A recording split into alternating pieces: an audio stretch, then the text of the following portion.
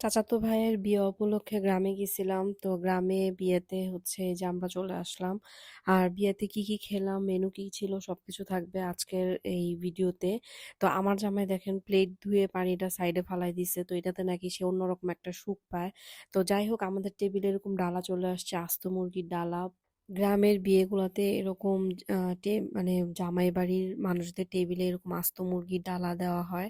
তো এরকম ডালা সাজানো হয়েছে, পিঠা, পোলাও, আস্ত মুরগি, মিষ্টি, সালাদ সবকিছু দিয়ে ডালাটা সাজানো হয়। তো সাজিয়ে সেটা টেবিলে সার্ভ করে। তো আমি এইদিকে আস্ত মুরগিটা ভেঙে সবাইকে সার্ভ করে দিচ্ছিলাম, আর আমরা সব বোনরা, ভাই বোনরা সব একসাথে বসছিলাম। সবাইকে ডিস্ট্রিবিউট করতে করতে আমার লেগে গেছে খিদা, তো আমি একটা টিকা নিয়ে খাওয়া শুরু করছি। আর এই যে আমার প্লেটে পড়ে গেল পোলাও। আর আসলে খেতে খেতে ভিডিও করা অনেক বেশি কঠিন। তো যাই হোক, তারপর যতটুকু পারছি করছি। আর এই যে আমার এই প্লেটে আছে হচ্ছে মাছ ভাজা, খাসির রেজালা, আর হচ্ছে রোস্ট। তো আমি প্রথমে মাছ ভাজাটা দিয়ে খাচ্ছি।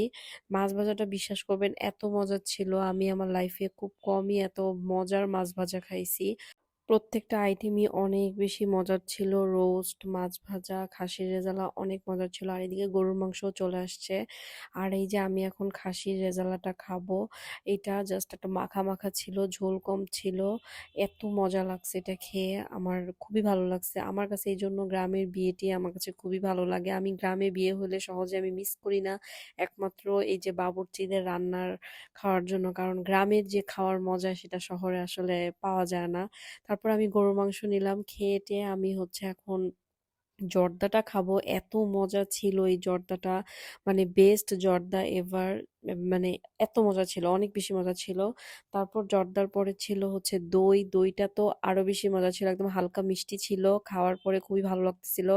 আর এত খেয়ে টেয়ে একদম পুরো টায়ার্ড হয়ে গেছিলাম। আর এদিকে আমার ভাইয়ের খাওয়া দাওয়ার পরে ভাইয়ের বিয়েও হয়ে গেল, বিয়ে পড়াই ফেললাম। তারপর আমরা সব বোনরা মিলে ওকে ব্লেসিংস দিচ্ছিলাম।